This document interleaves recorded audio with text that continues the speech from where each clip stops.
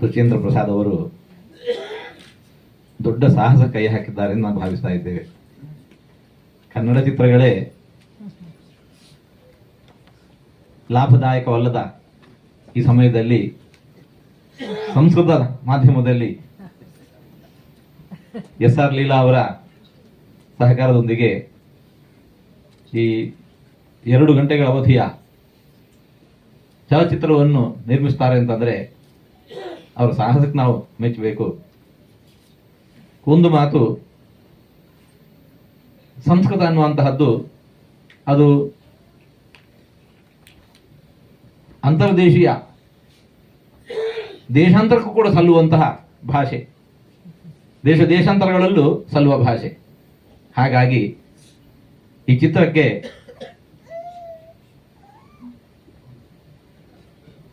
ಅದು ವಿಸ್ತೃತವಾಗಿರತಕ್ಕಂತಹ ನೋಡುಗರು ಕೇಳುಗರು ಇದ್ದಾರೆ ಎಂದು ನಾವು ಭಾವಿಸ್ತೇವೆ. ಹಾಗೆ ಅದು ಬೆಳೆದು ಈ ಚಲಚಿತ್ರದ ಮೂಲಕವೂ ಕೂಡ ಸಂಸ್ಕೃತವೂ ಕೂಡ ನಮ್ಮ ಪ್ರಸಾರ ಆಗಲಿ, ಸಂಸ್ಕೃತ ಭಾರತೀಯ ಅನುಗ್ರಹದ ಶ್ರೀರಕ್ಷೆ ಇದರ ಹಿಂದೆ ಇರುವವರೆಗೂ ಕೂಡ ನಿರಂತರ ಇರಲಿ. ಈ ದಾರಿಯಲ್ಲಿ ಬರುವ ಏನೇ ಆಪತ್ತುಗಳಿದ್ದರೂ ಕೂಡ ಆಪದಾಂ ಅಪಹರ್ತಾರಂ ದಾತಾರಂ ಸರ್ವಸಂಪದ ಲೋಕಾಭಿರಾಮಂ ಶ್ರೀರಾಮಂ ಭೂಯೋ ಭೂಯೋ ನಮಾಮ್ಯಹಂ ಅಂತ ರಾಮನನ್ನು ಪ್ರಾರ್ಥಿಸ್ತಾ ಇದರ ಹಿಂದೆ ಶ್ರಮಿಸುವ ಎಲ್ಲರಿಗೂ ಕೈ ಜೋಡಿಸದ ಎಲ್ಲರಿಗೂ ಭಗವದ್ ಅನುಗ್ರಹ ಪ್ರಾರ್ಥಿಸ್ತಾ ಇದ್ದೇವೆ. ಎಲ್ಲರಿಗೂ ನಮಸ್ಕಾರ. ನೀವೆಲ್ಲ ಇಲ್ಲಿ ಬಂದು ಕೂತಿರೋದು ನಮ್ಮ ಚಿತ್ರತಂಡಕ್ಕೆ, ಇಡೀ ಚಿತ್ರತಂಡಕ್ಕೆ ಈ ಸಂದರ್ಭಕ್ಕೆ ಅತ್ಯಂತ ಸಂತೋಷವಾದಂತಹ ಪ್ರಸಂಗ ಇದು. ಎಲ್ಲರಿಗೂ ಹೃತ್ಪೂರ್ವಕವಾದಂತಹ ಸ್ವಾಗತ. ಈಗಾಗಲೇ ಸಾಕಷ್ಟು ತಿಳಿದಿದೆ ನಿಮಗೆಲ್ಲರಿಗೂ ಕೂಡ ಪದ್ಮಗಂಧಿ ಚಿತ್ರದ ಬಗ್ಗೆ. ಎರಡು ಮಾತು ಹೇಳ್ತೀನಿ. ಈ ಪದ್ಮಗಂಧಿ ಅನ್ನೋದು ಪ್ರಾಯಶಃ ಒಂದು ಹೂವಿನ ಸುತ್ತ ಹೆಣೆದಿರುವಂತಹ ಒಂದು ಫೀಚರ್ ಫಿಲಮ್ ಇದೇ ಮೊದಲು ಅಂತ ಅಂದ್ಕೊಳ್ತೀನಿ. ಈ ನನ್ನ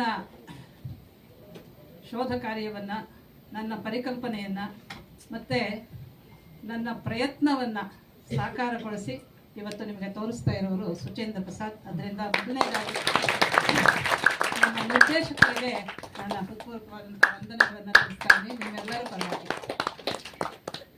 ಅಂದರೆ ಒಂದು ಪರಿಕಲ್ಪನೆ ಮಾಡ್ಕೊಳ್ಳೋದು ಕಷ್ಟನೇ ಇರಬಹುದು, ಆದರೆ ಮಾಡ್ಕೋಬಹುದು. ಆದರೆ ಅದನ್ನು ಆಕರ್ಷಕವಾಗಿ ಎಲ್ಲರಿಗೂ ಅರ್ಥ ಆಗೋ ಹಾಗೆ ಅದಕ್ಕೆ ಕಥೆಯನ್ನು ಹೊಂದಿಸ್ಕೊಂಡು ಒಂದು ಚಿತ್ರವನ್ನಾಗಿ ಜನರ ಮುಂದೆ ಇಡೋದು ಅಷ್ಟು ಸುಲಭದ ಕೆಲಸ ಅಲ್ಲ. ಈ ಚಿತ್ರ ನಿರ್ಮಾಣ ಆಗೋವಾಗಲೇ ನಾನು ಅದನ್ನು ನೋಡ್ತಾ ಇದ್ದೆ. ಹೀಗಾಗಬೇಕು, ಒಂದು ಗುರುಕುಲದ ಹಿನ್ನೆಲೆಯಲ್ಲೇ ಇರಬೇಕು ಅನ್ನೋದೆಲ್ಲ ಇತ್ತು. ಆದರೆ ಅದನ್ನು ಇಷ್ಟು ಸುಲಕ್ಷಣವಾಗಿ ಸೌಲಭ್ಯದಿಂದ ಸೊಗಸಾಗಿ ಮಾಡಿರುವಂಥವ್ರವರು. ಆದ್ದರಿಂದ ನಿರ್ಮಾಪಕರಾಗಿ ನಾನು ನಮ್ಮ ನಿರ್ದೇಶಕರಿಗೆ ಮನಃಪೂರ್ವಕವಾದಂಥ ವಂದನೆಗಳನ್ನು ಅದು ಸಲ್ಲಿಸ್ತೇನೆ. ಇನ್ನು ಈ ಚಿತ್ರದ ಬಗ್ಗೆ ಎರಡು ಮಾತು ಹೇಳ್ಬೋದು. ಏನಿದು ಕಮಲದ ಸುತ್ತ ಯಾತಕ್ಕೆ ಚಿತ್ರ ಮಾಡಿದ್ವಿ ಅಂತ ನೀವು ನೋಡಿ, ನಮ್ಮ ಸೃಷ್ಟಿಯನ್ನು ತಗೊಂಡ್ರೆ ಆರಂಭದಿಂದ ಬ್ರಹ್ಮ, ಚತುರ್ಮುಖ ಬ್ರಹ್ಮ ನಮ್ಮಲ್ಲಿ ಸೃಷ್ಟಿಕರ್ತ. ತ್ರಿಮೂರ್ತಿಗಳು ಎಲ್ಲರಿಗೂ ಗೊತ್ತಿದೆ, ಬ್ರಹ್ಮ ವಿಷ್ಣು ಮಹೇಶ್ವರರು. ಈ ಬ್ರಹ್ಮ ಎಲ್ಲಿ ಹುಟ್ಟೋದು? ಕಮಲದಲ್ಲಿ. ಕಮಲಾಸನ ಅಂತಾನೆ ಅವನ ಹೆಸರು. ಆ ಕಮಲ ಎಲ್ಲಿಂದ ಬರುತ್ತೆ ಅಂತ ಹೇಳಿದ್ರೆ ಅದು ಮಹಾವಿಷ್ಣುವಿನ ನಾಭಿಕಮಲ ಅಂತ. ಇದು ನಮಗೆ ಕಾಣಿಸುವಂಥದ್ದು ಮೇಲೆ, ಆದರೆ ಇದರ ಅಂತರಾರ್ಥಗಳು, ತಾತ್ವಿಕಾರ್ಥಗಳು, ಟೆಕ್ನಿಕಲ್ ಮೀನಿಂಗ್ಗಳು ಕೂಡ ತುಂಬ ವಿಶೇಷವಾಗಿದೆ. ಅದೆಲ್ಲ ನೀವು ಬೇಕಾದಷ್ಟು ಸಂದರ್ಭಗಳಲ್ಲಿ ಗಮನಿಸಿರಬಹುದು. ಅಂದರೆ ಸೃಷ್ಟಿಯಿಂದ ಆರಂಭವಾಗಿ ಇವತ್ತಿನವರೆಗೂ, ಇವತ್ತು ಅಂತ ಹೇಳಿದ್ರೆ ಈ ಚಿತ್ರದವರೆಗೂ, ಇವತ್ತು ನೋಡಿ ನಮಗೆಲ್ಲ ಚಿತ್ರಗಳಿಗೆ, ಉತ್ತಮವಾದಂಥ ಚಿತ್ರಗಳಿಗೆ ಪ್ರಶಸ್ತಿಯನ್ನು ಕೊಡುತ್ತೆ ಭಾರತ ಸರ್ಕಾರ, ಹೌದು ತಾನೆ? ಯಾವುದು ಅತ್ಯಂತ ಉತ್ತಮವಾದಂಥ ಪ್ರಶಸ್ತಿ? ಸ್ವರ್ಣ ಕಮಲ. ಅಂದರೆ ಕಮಲಾಸನಾದಂತಹ ಚತುರ್ಮುಖ ಬ್ರಹ್ಮ ಸೃಷ್ಟಿಕರ್ತನಿಂದ ಹಿಡಿದು ಇವತ್ತಿನ ಚಿತ್ರ ಜಗತ್ತಿನವರೆಗೆ ಅತ್ಯಂತ ಶ್ರೇಷ್ಠವಾಗಿರೋದಕ್ಕೆ ಪ್ರತೀಕವಾಗಿ ನಿಂತಿರೋದು ಕಮಲ ಅಂತ ಹೇಳಿದ್ರೆ ಏನ್ರಿ ಆಶ್ಚರ್ಯ! ಇದು ನನಗೆ ಬಹಳ ಕುತೂಹಲ ಅಂತ ಅನ್ನಿಸ್ತು.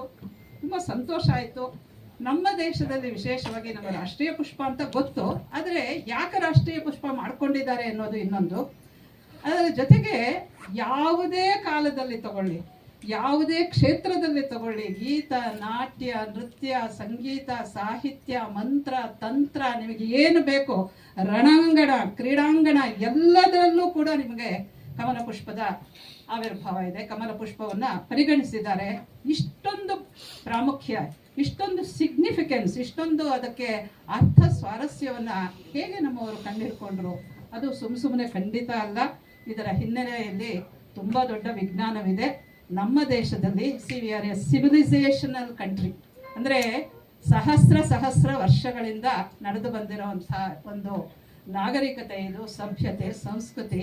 ಇದರ ಪ್ರತಿಯೊಂದು ಹಂತದಲ್ಲೂ ಕೂಡ ಕಮಲ ಪುಷ್ಪದ ಆ ಸೊಗಸನ್ನ ಅಷ್ಟೇ ಅಲ್ಲ, ಸೊಗಸು ಎಲ್ಲರಿಗೂ ಗೊತ್ತು, ಆದರೆ ಆ ಸ್ವಾರಸ್ಯವನ್ನ, ಅದರ ತಾತ್ವಿಕ ಅರ್ಥಗಳನ್ನ ಗ್ರಹಿಸಿರೋದು ತುಂಬಾ ಆಶ್ಚರ್ಯಕರವಾಗಿ ಕಾಣಿಸ್ತು ನನಗೆ. ಆದ್ದರಿಂದ ಇದನ್ನ ಒಟ್ಟಾಗಿ ಹೇಳಿದ್ರೆ ಜನರಿಗೆ ಸಂತೋಷ ಆಗ್ಬೋದು, ಚೆನ್ನಾಗಿರ್ಬೋದು ಅನ್ನೋ ರೀತಿಯಲ್ಲಿ ಅದನ್ನೆಲ್ಲ ಕಲೆ ಹಾಕಿ ಒಂದು ಚಿತ್ರವನ್ನಾಗಿ ಮಾಡಿದ್ವಿ.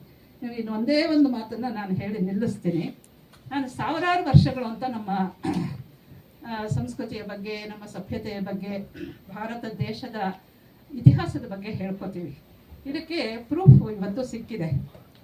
ನೋಡಿ, ಮಹಾಭಾರತದಲ್ಲಿ ಪದ್ಮವ್ಯೂಹ ಇದೆ. ಆ ಪದ್ಮವ್ಯೂಹನೇ ಚಕ್ರವ್ಯೂಹ. ದ್ರೋಣ ಪರ್ವದಲ್ಲಿ ಪದ್ಮವ್ಯೂಹದ ಪ್ರಸ್ತಾಪ ಬರುತ್ತೆ. ಅದನ್ನೇ ಪದ್ಮವ್ಯೂಹೋ ಮಹಾರಾಜ ಆಚಾರ್ಯೇಣ ಅಭಿಕಲ್ಪಿತ ಅಂತ ಹೇಳ್ತಾನೆ. ಅದರಲ್ಲಿ ತತ್ರ ಪದ್ಮೋಪಮಾ ರಾಜಾನಃ ತತ್ರ ನಿವೇಶಿತ ಸರ್ವೆ ಅಂತ ಹೇಳ್ತಾರೆ. ಅಂದ್ರೆ ಪದ್ಮವ್ಯೂಹ ಅಂತ ಮಾಡಿ, ಚಕ್ರವ್ಯೂಹ, ಅದರಲ್ಲಿ ಪದ್ಮದ ಆಕಾರದಲ್ಲಿ ಅಲ್ಲಲ್ಲಿ ರಾಜರನ್ನೆಲ್ಲ ನಿಲ್ಲಿಸಿದ್ರು, ಅಂದ್ರೆ ವಾರಿಯರ್ಸ್. ಅಂಥದ್ರಲ್ಲಿ ಸಿಕ್ಕಾಕೊಂಡು ಹೊರಗೆ ಬರೋಕೆ ಆಗದೆ ಇರೋ ಹಾಗೆ ಅಭಿಮನ್ಯು ವಧೆ ಆಗ್ತಾನೆ. ಅದೆಲ್ಲ ನಮ್ಗೆ ಗೊತ್ತೇ ಇದೆ. ಈಗ ಯಾಕೆ ಇದನ್ನು ಪ್ರಸ್ತಾಪ ಮಾಡ್ತಿದ್ದೀನಿ ಅಂತ ಹೇಳಿದ್ರೆ, ಮಹಾಭಾರತದ ಕಾಲ ಯಾವುದು? ಇತ್ತೀಚೆಗೆ ಇತ್ತೀಚೆಗೇನೆಲ್ಲ 10-15 ವರ್ಷ ಆಯಿತು ಈ ಮಹಾಭಾರತ ಮತ್ತು ರಾಮಾಯಣನ, ಪ್ಲೀಸ್ ಬೇರ್ ವಿತ್ ಮೀ, ಯಾಕೆಂದರೆ ಇದು ಬಹಳ ಮುಖ್ಯವಾಗಿರುವಂಥ ವಿಚಾರ ಅಂತ ಹೇಳ್ತಾ ಇದ್ದೀನಿ. ನಾವು ಪುರಾಣ ಅಂತ ಹೇಳೋದಿಲ್ಲ. ನೋಡಿ, ಪಾಶ್ಚಾತ್ಯರು ನಮ್ಮನ್ನು ಅಧ್ಯಯನ ಮಾಡಿದಂಥವರು, ನಾವು ಅದೃಷ್ಟವೋ ಯಾವನೋ ಒಟ್ಟಿನಲ್ಲಿ ಸಾವಿರಾರು ವರ್ಷಗಳ ಕಾಲ ಗುಲಾಮರಾಗಿದ್ವಿ. ಅದರಿಂದ ನಮ್ಮ ಕಥೆಯನ್ನು ಅವ್ರು ಹೇಳಿದ್ದಾರೆ. ಆ ಕಥೆಯನ್ನೇ ನಾವು ಇದುವರೆಗೂ ನಂಬ್ಕೊಂಡು ಬಂದಿದ್ದೀವಿ. ಆದರೆ ಇವತ್ತಿನ ದಿವಸ ನಮ್ಮವರು ನಮ್ಮ ಕಥೆಯನ್ನು ಹೇಳೋದಕ್ಕೆ ಆರಂಭ ಮಾಡಿದ್ದಾರೆ. ಮತ್ತೆ ಅದರ ಬಗ್ಗೆ ಸಾಕಷ್ಟು ಸಂಶೋಧನೆಯನ್ನು ಮಾಡಿದ್ದಾರೆ.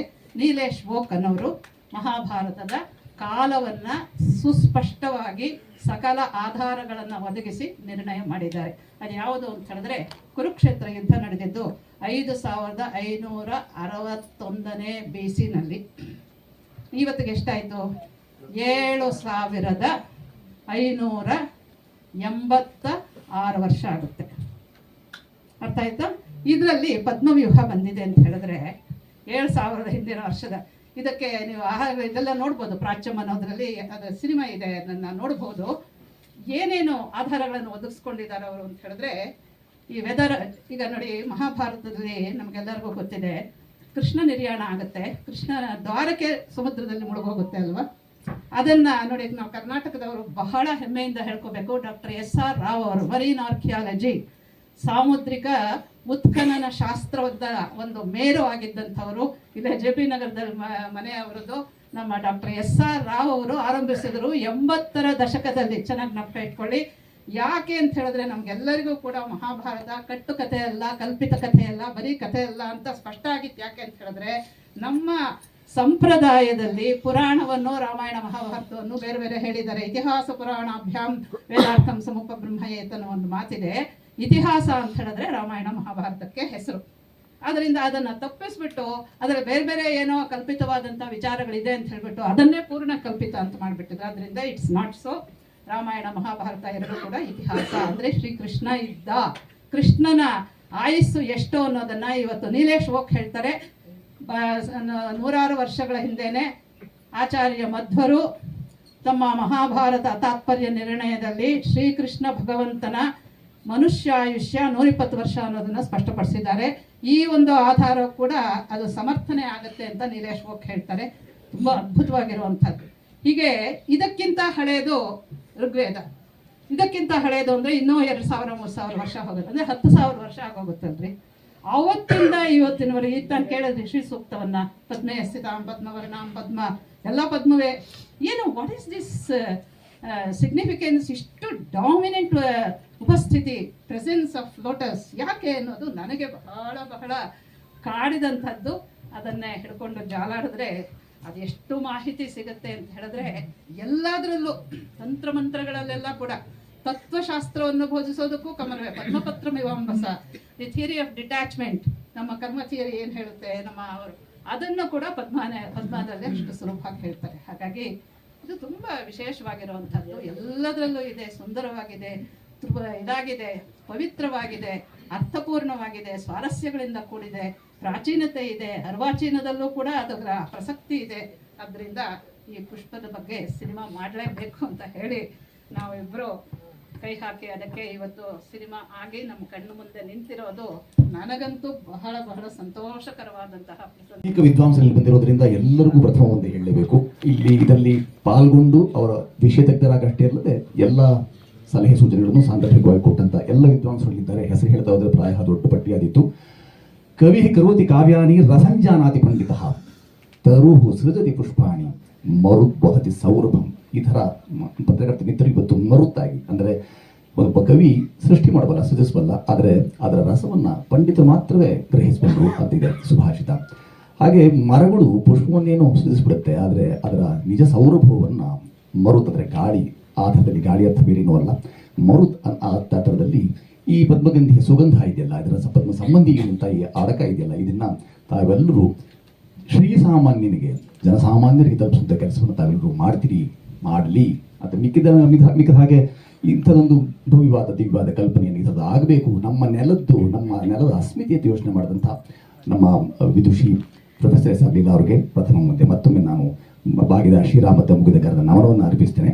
ಇದು